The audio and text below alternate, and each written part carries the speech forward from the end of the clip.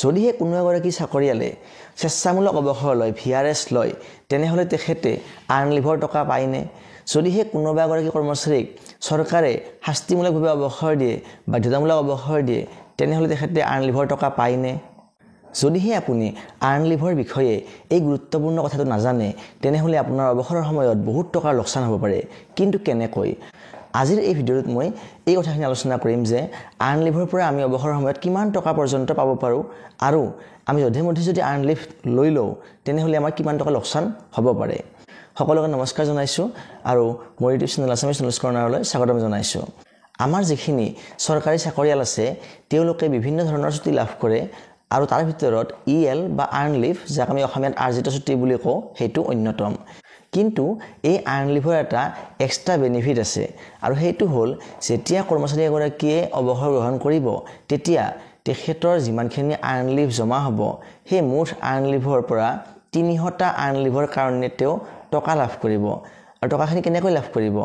যে তেওঁৰ অৱসৰৰ সময়ত যিমান টকা দৰমহা তেওঁ পাই থাকিব লাভ কৰিব বেছিক প্লাছ দিয়ে মিলি বাকিখিনি কাউণ্ট কৰা নহয় যেনে মেডিকেল কাউণ্ট কৰা নহয় বা টিএ কাউণ্ট কৰা নহয় বা যিখিনি এক্সট্ৰা এলাউন্স থাকিব হাউচ ৰেণ্ট সেইবিলাক কাউণ্ট কৰা নহয় অকল দিয়ে প্লাছ বেছিক পে'মেণ্ট যিখিনি দৰমহা লাভ কৰিব সেই দিয়ে প্লাছ বেছিক পে মিলি তেওঁৰ মাহটোত যিমান টকা দৰমহা হ'ব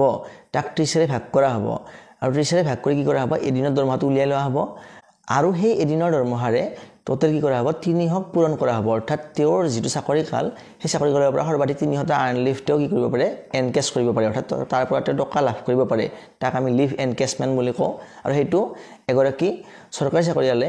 অৱসৰ গ্ৰহণ কৰা টাইমত লাভ কৰিব পাৰে অৱশ্যে কিছুমান মানে বেচৰকাৰী অনুষ্ঠানত বা যিবিলাক গভৰ্ণমেণ্ট আণ্ডাৰটেকিং আছে তেওঁলোকে কিন্তু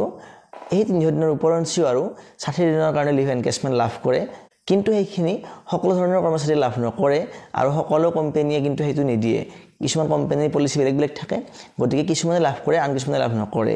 যিয়ে নহওক বাৰু কিন্তু গভৰ্ণমেণ্ট এমপ্লয়ৰ ক্ষেত্ৰত কিন্তু সৰ্বাধিক 300টা লিভৰ কি কৰিব পাৰে টকা লাভ কৰিব পাৰে এনকেছমেণ্ট লাভ কৰিব পাৰে আৰু যদিহে আমি কিবা কাৰণত বৰ্তমান সময়ত লিভ ল'ব লগা হয় ছুটি ল'ব লগা হয় আৰু যদিহে আমি আৰ্ণ লিভ লৈ লওঁ তেনেহ'লে আমাৰ কি লোকচান হ'ব ধৰা হ'ল বৰ্তমান সময়ত কোনো এজন কৰ্মচাৰীৰ দৰমহা হৈছে বেছিক প্লাছ দিয়ে মিলি 30,000 টকা তেনেহ'লে তেওঁৰ এদিনৰ দৰমহা হ'ব 1,000 টকা তেনেস্থলত তেওঁ যদি আজিৰ তাৰিখত 10টা আৰ্ণ লিভ নষ্ট কৰি দিয়ে তেওঁ যদি আজিৰ তাৰিখত 10টা আৰ্ণ লিভ লৈ লয় তেনেহ'লে তেখেতৰ আজিৰ তাৰিখত চাবলৈ গ'লে 10,000 টকা লোকচান হ'ব কিন্তু যেতিয়া সেইগৰাকী কৰ্মচাৰী অৱসৰ গ্ৰহণ কৰিব অৱসৰ গ্ৰহণ কৰাৰ সময়ত তেখেতৰ যদি বেছিক প্লাছ দিয়ে মিলি হয় 90,000 টকা তেনেহ'লে সেই 90,000 টকাৰ হিচাপত তেওঁৰ কি হ'ব এদিনৰ দৰমহা হ'ব 3,000 টকা তেনেহ'লে 10টা আৰ্ণ লিভৰ বাবদ তেখেতে হেৰুৱাব লাগিব 10 পূৰণ 3,000 টকা অৰ্থাৎ সমান 30,000 টকা তেওঁ লছ কৰিব লাগিব হেৰুৱাব লাগিব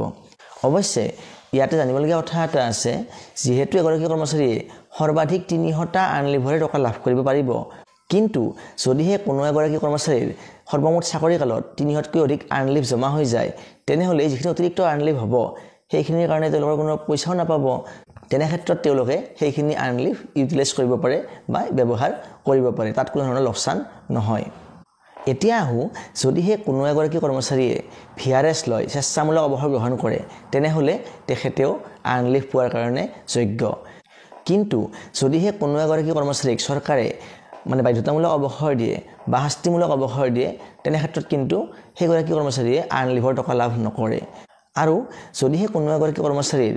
চাকৰি কালতে মৃত্যু হৈ যায় তেনে ক্ষেত্ৰতো কিন্তু তেখেতৰ পৰিয়ালে সেই কৰ্মচাৰীগৰাকীৰ আৰ্ণ লিভৰ টকাখিনি লাভ কৰে